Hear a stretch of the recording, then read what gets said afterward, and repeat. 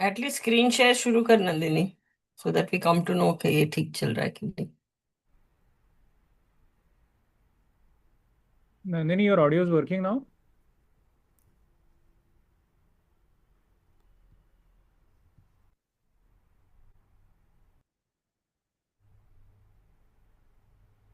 I think Nandini was facing some issue with her audio.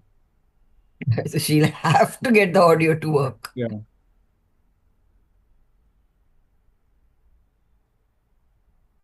Log out and log in again अगर ऐसा है तो।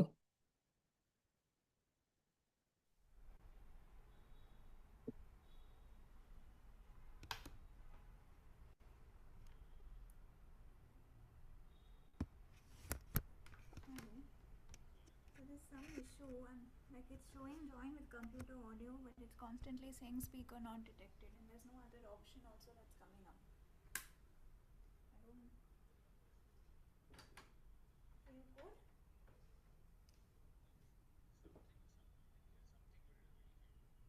Can you hear me now?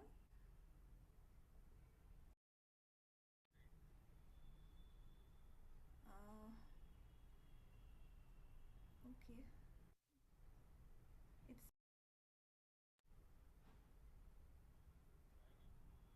hello.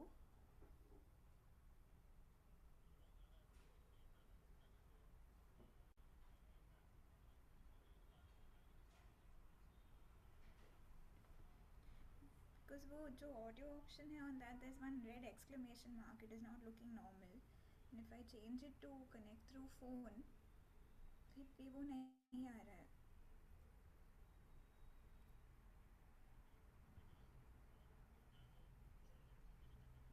Let me just try that.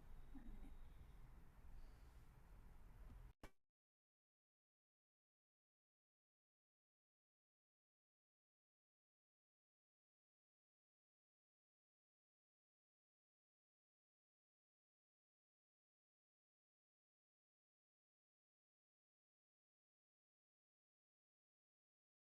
Oh man, how is it going to work? He's trying to connect her headphones to the laptop. Let's see. I was just trying to sort it out with her. There is some issue with her laptop, probably. Hmm. Maybe she can, log in from two devices, speak from the phone, Right. and use the laptop, switch off the laptop audio so Hmm. that there's no echo. Right. I'll ask her. Yeah.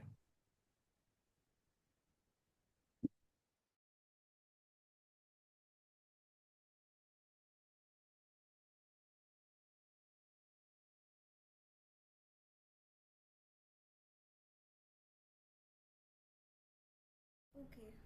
All right. Okay. All right, sir.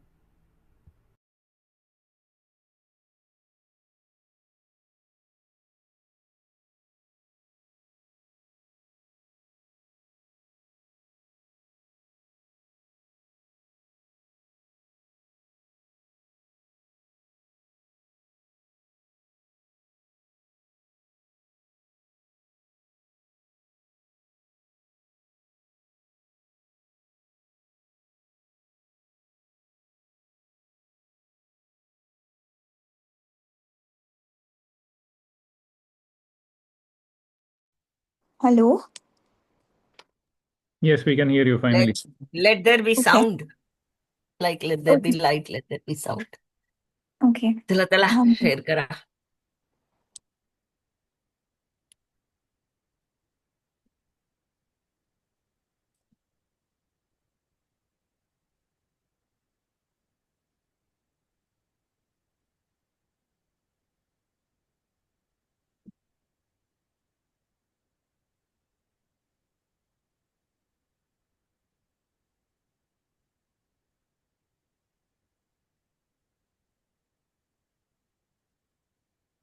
ओ यार फिर से क्या हुआ?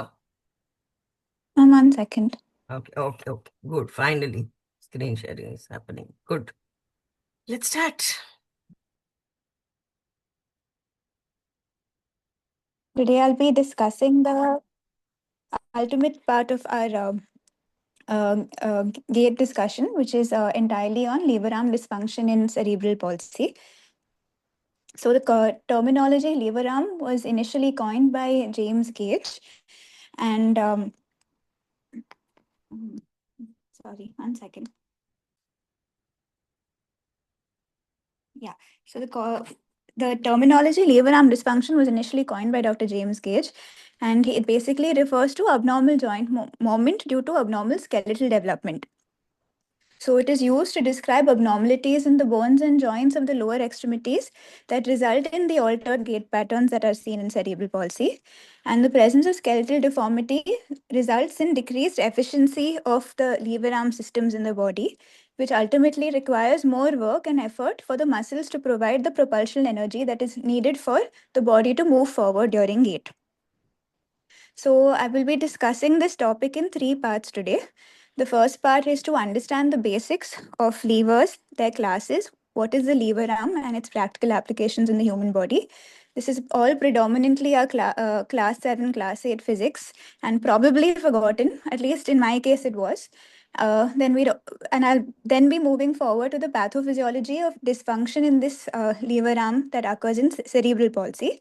And finally, a discussion of what is the lever arm dysfunction that is happening regionally and understanding its etiopathogenesis at the hip and the foot and ankle complex and the knee, especially in crouch.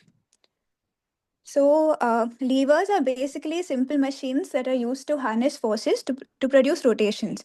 So the earliest description of the lever goes back to 260 BC when Archimedes had made this statement that if you give me a lever and a place to stand, I can lift the earth. So the basic elements of the lever are lever system comprise a rigid member of the lever itself, a fulcrum or a pivot point around which the rotations occur, and the external forces that are acting on it. The external forces drawn to what we are discussing in the human body refer to the weight of the body or the ground reaction force, which act as the load, and the force that is generated in the muscles to generate a torque, which has to be acting against this load, which is considered as the effort. So in the human body, the bones can be considered as the rigid body segments rotating around a joint or fulcrum point, which acts as the pivot, and the forces that are created by the adjoining muscles and ligaments are taken into consideration as the effort. So joints act as a pivot or fulcrum, the muscles provide the effort, and a combination of the inertial resistance of the body part or the weight of the body part and ground reaction forces provide the load. So this is just an example here where you have the fulcrum at your elbow and the insertion of your flexors of the elbow, that is mainly your biceps, which acts as your effort. And the load is the whole weight of the forearm as well as the load that is being held against which the moment has to be produced. So going back to the basics, there are 3 classes of levers. And this description is on the basis of the position of the fulcrum and the load and the effort with each other. So for practicality and simplicity, we need to just remember what lies in the center, and that defines your class of lever. So the first class lever has the fulcrum in the center with the effort and the load on either side. A simple common example is your seesaw. A second class lever comprises the load in the center with the effort and the fulcrum on either side. Common examples are the wheelbarrow and a bottle opener. Here your fulcrum is a fixed point where the bottle opener sits on the head. The load is basically the portion which opens up the cap, and the effort is what is placed by the thumb and the hand. And a third class lever is characterized by the effort in the center. I'm sorry. And the fulcrum and the load on either side. Common example is your sugar tongs, where the effort is applied in the center. The fulcrum is the fixed portion here, and the load is brought about by the flexible end.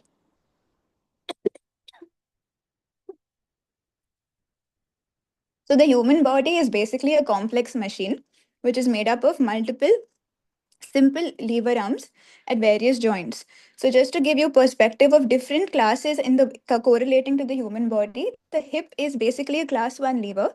The fulcrum is at the hip joint center. The weight of the body acts as the load, and the muscle pull of the abductor force acts as the effort on the other side.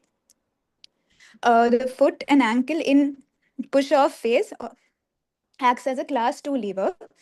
Okay, where the fulcrum is at the metatarsophalangeal joint head, the weight of the body passes through the center of the ankle joint, and the force of the triceps surae or the plantar flexors acts as the effort. So here the central component is the weight of the body, which lies in the center, and your fulcrum and effort are on either side, making it a class 2 lever.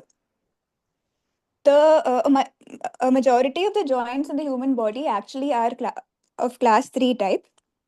So in a class 3 lever, you have the effort in the center with the fulcrum and the load on either side. So for example, in the elbow joint, the effort is the pull of the biceps at its insertion, which is between the elbow joint center of fulcrum and the load that it lifts on the other end. Similarly, in the knee, the fulcrum is the knee joint center. The effort is the insertion of the quadriceps, which is between the knee joint center and the load, which is the weight of the limb that has to be extended, making it a class 3 lever. Another concept that we need to be familiar with is the moment of force or torque. Moment of force or torque is basically a product of the force that acts on an object about a point and the perpendicular distance between that point on which the force is applied from that center of rotation. So forces about a point produce rotational motion, and sometimes if multiple forces are acting along a single line but in opposite directions of equal magnitude, they will balance the system, forming a couple. So from this equation, where you have moment of force or torque is basically the product of force and perpendicular distance or the lever arm, it is clear that the rotational motion force is directly proportional to the initial magnitude of force that is acting and the length of the perpendicular distance, that is the lever arm. This was just an example to show balancing forces. So the normal movement of a joint complex is the product of the muscle force and the lever arm, which is the distance of the muscle from the joint insertion. The inability to provide adequate torque leads to lever arm dysfunction and associated gait problems in cerebral palsy. So torque or moment of force is the product of this force that is generated and the perpendicular distance or lever arm. A decrease in either this force component or a reduction in the lever arm can hence affect the moment of force. In cerebral palsy, both of these things come into play. There is weakness of the muscles that is spastic, so your F component decreases. And there are certain deviations, as we'll go on to understand later, which affect D, that is the lever arm, which also makes it dysfunctional. So for correction of gait abnormalities, we need to correct the lever arm dysfunction so that the muscles can work to their fullest effort. I'm really sorry about this. So efficiency of levers. So the efficiency of a lever is dependent on the ratio of the effort arm to the load arm. So the effort arm is basically the perpendicular distance between the effort and the fulcrum. And the load arm is the perpendicular distance between the load and the fulcrum. This is also termed as the mechanical advantage of the lever and is expressed by this equation. So if the effort arm is greater than the load arm, that is the distance from the effort and to the fulcrum is more than that of the load to the fulcrum, then the mechanical advantage of the lever is said to be more than 1. This acts as something known as a force multiplier. So in all class 2 levers, because the load is in the center and the effort and the fulcrum are on either side, what tends to happen is inadvertently the effort arm is going to be more than the load arm because the effort is further away from the fulcrum than the load. So all class 2 levers by rule will have a mechanical advantage of more than 1, and they are said to act as force multipliers.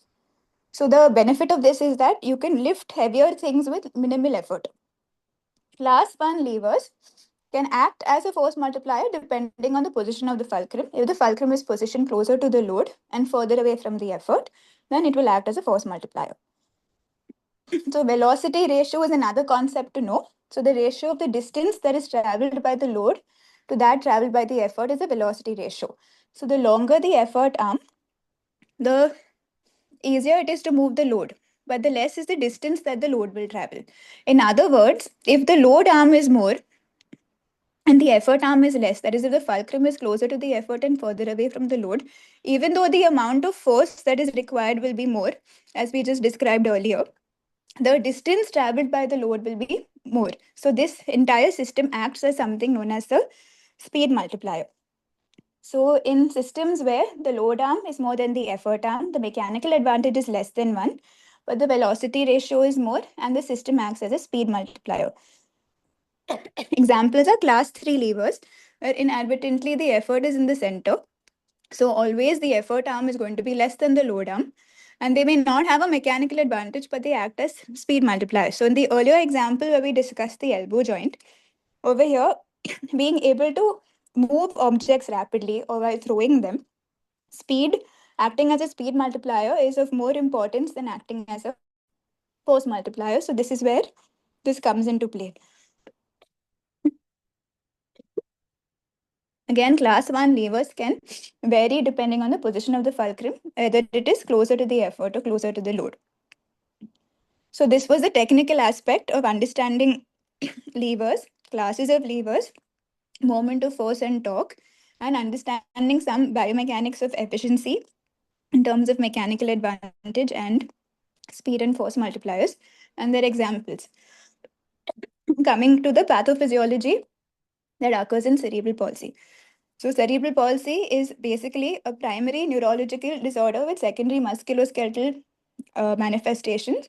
The neurological component is static, but the musculoskeletal component is progressive.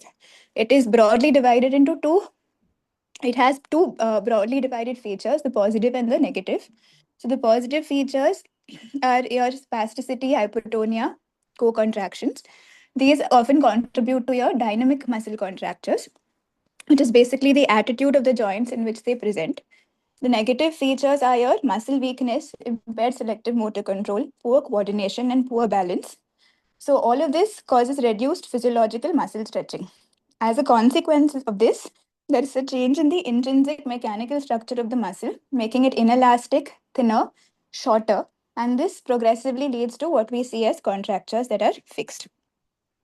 When these changes are taking place in the muscles, the bones, however, keep growing normally. So, a growing skeleton that is subjected to uneven forces as a consequence of these muscle changes will result in change of bone shape and hence musculoskeletal deformities. These deformities cause disturbances of the internal and external lever arms that are normally supposed to function in the body, resulting in what we know as lever arm dysfunction. So, the motor impairment that occurs in CP passes through three stages. The primary impairment is the spasticity, where the muscles cannot be stretched and muscle forces leading to, there's impaired muscle forces leading to dynamic joint deformities. The secondary impairment, there is muscle that is under tension. It cannot grow as well as normal muscle, and this causes shortening of the muscles and fixed contractures. In the third stage of the impairment, as the child's age advances and there is skeletal growth, there are secondary contractures in the adjacent joints, which produce changes in the bony anatomy, causing rotational deformities in bones, which result in our lever arm dysfunction. So, to understand the pathophysiology of lever arm dysfunction in CP, there are 5 types of lever arm dysfunction that can occur. Okay, these are broadly short lever arm, where the lever arm distance is compromised. A common example is coxa valga, a flexible lever arm. So the primary prerequisite for an efficient lever is that it needs to be rigid. Then a malrotated lever arm, where rotation affects the lever arm distance and hence results in dysfunction. An abnormal pivot, basically an unstable fulcrum. If the fulcrum is only out of its position, like in a hip dislocation or subluxation, it is not going to work. And finally, positional lever arm dysfunction, which is heavily seen in crouch gait. So the effect of all of this is that eventually there is a change in the line of forces that are acting. There is a altered lever arm distance and muscle action and ground reaction force and gravity, which results in abnormal joint movements across various joints and levers. And there is an altered mechanical advantage of the body system.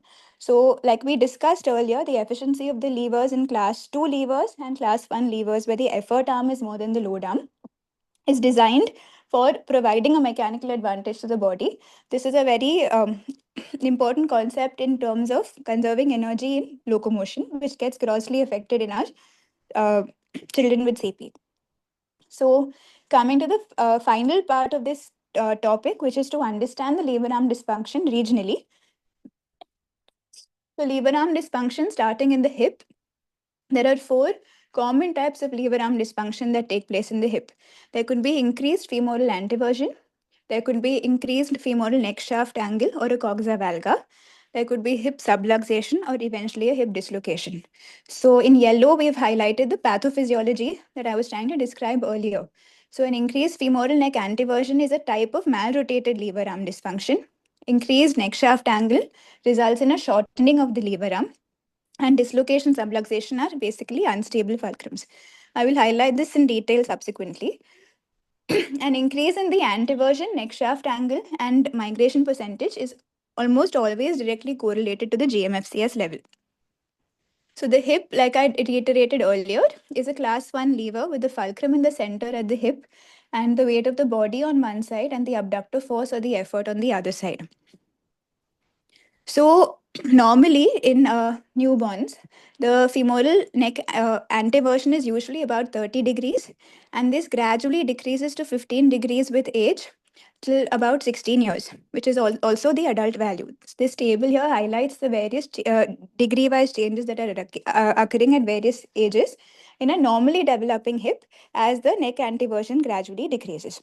So the femoral neck anteversion to describe is basically an angle between an imaginary transverse line crossing to the knee joint from the medial to the lateral side and through to another line that goes from the center of the femoral head to the base of the neck, passing through the center of the femoral leg. That is this. So basically what happens is, as the child grows and develops and the hips go from a flexed position at birth through a position of extension and the body becomes upright, the femur head and neck within the acetabulum is gradually rotated in such a way that it come in contact with your anterior iliofemoral ligament or your Bigelow's ligament. So all of these changes that occur as the extensor muscles become more powerful and the child becomes upright contribute to the decrease in the femoral neck anteversion, which then reaches the adult value of 15 degrees. This is what happens normally. Now, in children with CP who usually walk late and hence do not remodel in time or may not walk at all and don't achieve this normal hip extension that occurs usually, they tend to be presenting to us with proximal femurs that are with excessive femoral neck anteversion. So now what is the consequence of this is that if this is a normal hip with normal line of progression on the left showing your normal abductor lever arm, when you look at it axially, if the femoral neck anteversion angle is more, it basically displaces the point of insertion of the gluteus medius posteriorly. So if you see the perpendicular distance between the center of the hip and the pull of the abductors, this is actually much shorter in a more anteverted proximal femur. So your lever arm distance decreases, and this malrotation basically causes a dysfunction in your lever. So often to some extent in these excessively anteverted hips, the child will try to compensate with an internal rotation because the internal rotation will try to bring the greater trochanter closer to where it is supposed to be to basically aid muscle forces. The second thing that happens is your femoral neck shaft angle is usually about 150 degrees at birth and gradually starts decreasing with age to about adult values of 130 to 120 to 130 degrees by 15 years. Again, there are various forces at play. As the muscle power around the hip starts developing, the hip gets into extension in an upright posture. There is pressure across the proximal femur physis. And according to the Hutter-Workman principle, which states that when a physis is subjected to pressure, the growth decreases, and the part of the physis which is not subjected to pressure tends to grow more. These basic changes in forces across the proximal femur physis aid in the formation of this near normal angle of 120 to 130 degrees. That is a decrease in the neck shaft angle that is normally supposed to happen. Again, in CP children, these developmental changes fail to occur because they don't tend to walk in time. And secondly, they may not walk at all depending on what GMFCS level they are. So they tend to come to us with more coxa valga. So what happens when there is coxa valga? So in coxa valga proximal femur, as you can see on the right side, the trochanter tends to be closer to the hip center. So your distance D, which is your lever arm, is considerably shortened. So your mechanical advantage of the hip is compromised. and you have a lever arm dysfunction because of this. So just to highlight, usually when this tends to happen, the body tends to compensate with a lurch. So if you can see here, if this is the center of your femoral, a hip joint center, which acts as the fulcrum with the abductor demand and the body weight acting on either side, the body tends to lurch on the affected side in the hope that it brings the center of motion of the body, the center of gravity of the body closer to the fulcrum. So this decreases the distance between the weight acting across the body and the fulcrum, so that the total moment that the abductor has to bring about decreases, and this results in a force reduction. So lastly, we have an unstable fulcrum causing lever arm dysfunction, which is an increase in the remor percentage. So weak hip extensors and abductors are overpowered by strong flexors and adductors. So the femoral head center starts translating distally and laterally. And as a result of this, there is an imbalance, and the proximal femur and acetabular pathology also tend to change because now the femur is no longer in the acetabulum. So I haven't discussed the treatment in great detail, but just to give an overview of what has to be done, hip surveillance is of paramount importance because regular examination, physical examination, and taking of PBH, EP X-rays and at regular intervals will help to calculate the RMP and keep at least the hips at risk in surveillance. So there are three types of surgeries that can be offered. Either there is preventive, reconstructive, or salvage. So preventive surgery mainly for the hips that are at risk. We can either do soft tissue balancing or we can do medial hip screw to reduce the coxa valga. For reconstructive surgeries in high femoral anteversion, we can offer derotational osteotomies or varus osteotomies or varus plus derotational osteotomies. And a combined femur and pelvic osteotomy wherever there is also coexistent dysplasia, or open versus closed reduction of the hip if there is a hip dislocation. In severe cases where the hip cannot be salvaged, we can either offer a proximal femur resection or a total and opt with options ranging up to a total hip replacement. So coming to lever arms in the foot. So in the previous lectures, we have basically gone into great detail of what is happening at the foot and ankle and the knee and the hip in various stages of gait. So just to take you through this again, we have three rockers that happen at the foot. So the importance of this is because the foot and ankle acts as a different lever in different stages. So in your first rocker, with the initial contact normally, basically the fulcrum is at the heel. The weight of the body acts to the ankle in the center, and the forces that have to act against where your tibialis anterior is contracting eccentrically is on the other side of the load. So basically with the load in the center, this is an example of a class 2 lever in the first rocker. In the second rocker, as there is loading response on a plantigrade foot, the fulcrum starts shifting anteriorly along with the ground reaction forces and comes to the center at the ankle joint.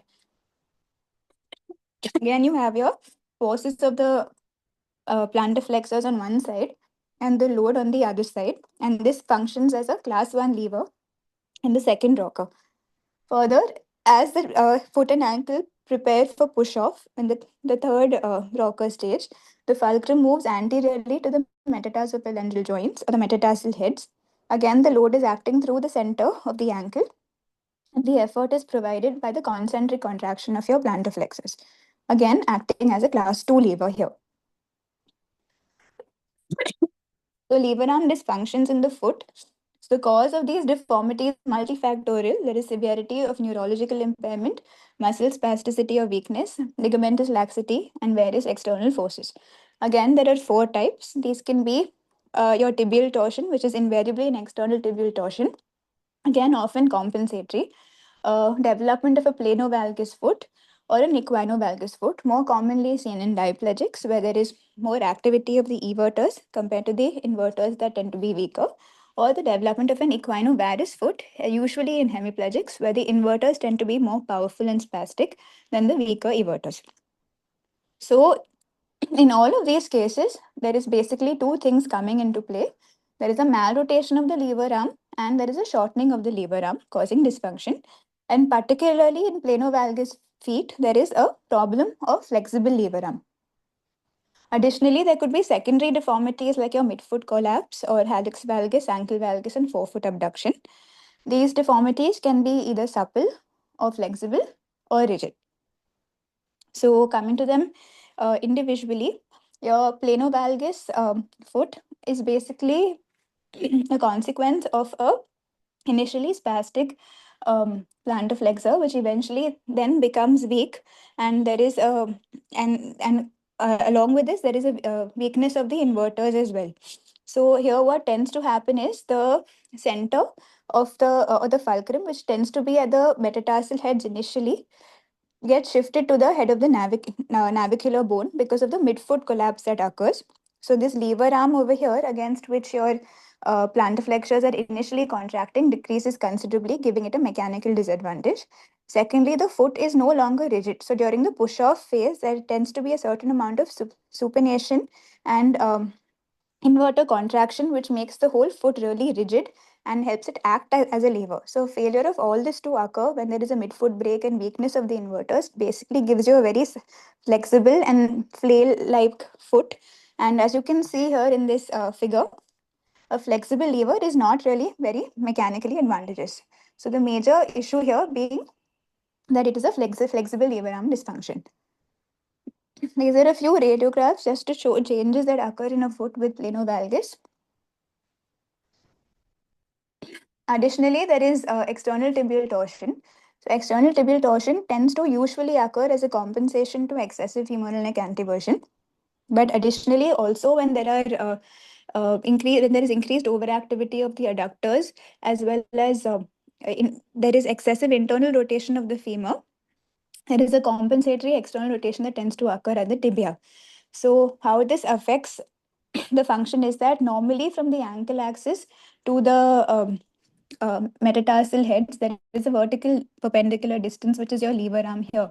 If there is a rotation in this axial plane, it could either be internal or external. But when this occurs, the central point of that metatarsal head to the axis, the perpendicular distance clearly changes and becomes shorter.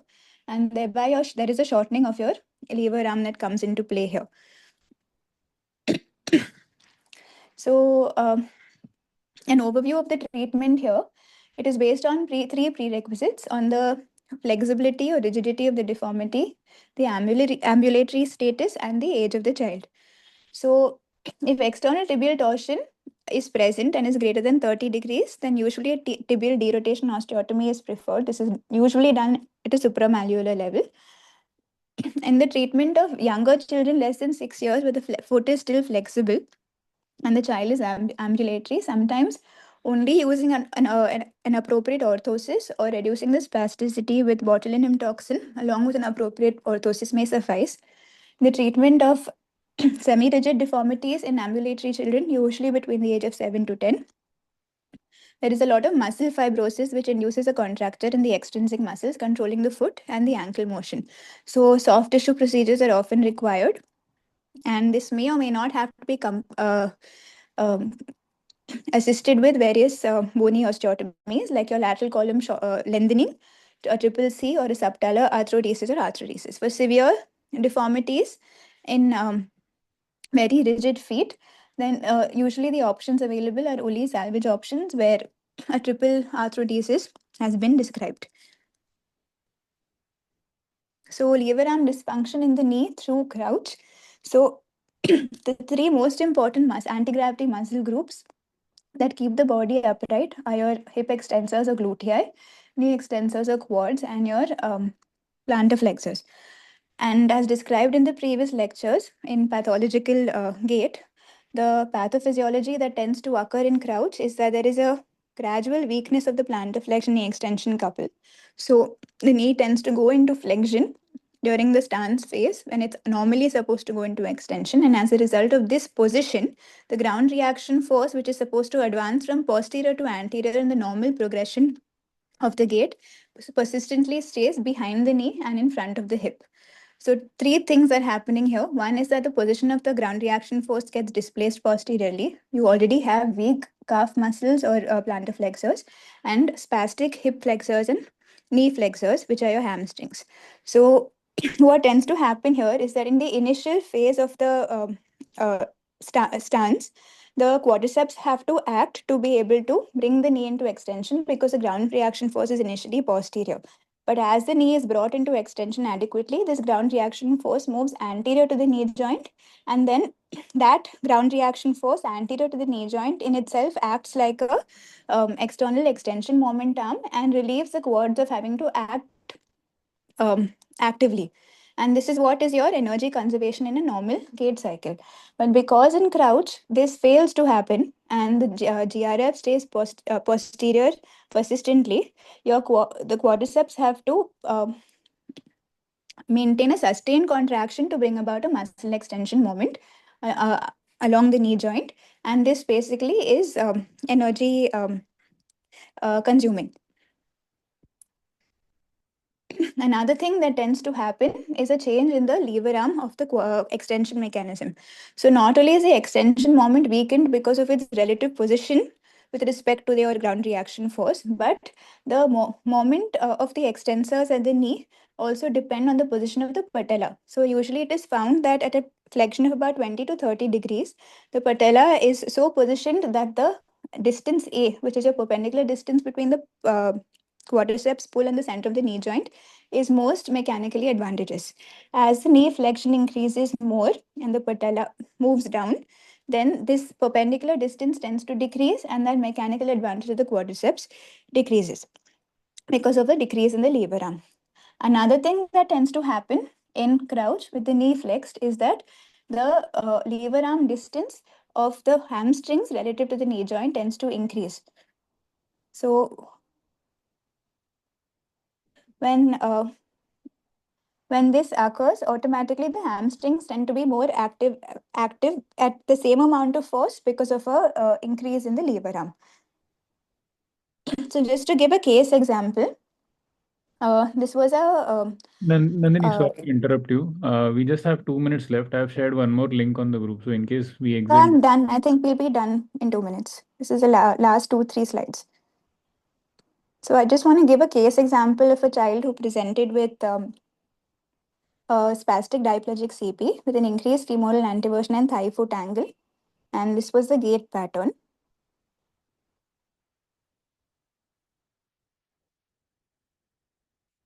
So not very well taken videos, but just as an attempt to show the deviations that are occurring at each point with increased femoral leg anteversion, outward foot progression, and a collapsed midfoot break or a planovalgus foot, all together contributing to lever arm dysfunction at multiple levels. And this was the X-ray showing increase in the migration percentage more on the left and the right, and an increase in the neck shaft angle. So the take-home message is that lever arm dysfunction is a common manifestation in CP and often explains a lot of the deviations that occur in gait in CP. They can occur in isolation in one joint or in conjunction in many joints, resulting in what is known as a miserable malalignment syndrome, which is a complex of increased femoral neck anteversion, external tibial torsion, and planovalgus. And lastly, identifying these lever arm dysfunctions so as to correct them is therefore important to manage these children with CP and gait abnormalities in order to obtain optimum results. Thank you. Very nice and extensively covered. I think let's take Sandeep's points first before I ma'am, say anything. we may have to rejoin the meeting. There is less than a minute remaining. Okay, then let's just join the new one only straight away, everybody. Yes, ma'am.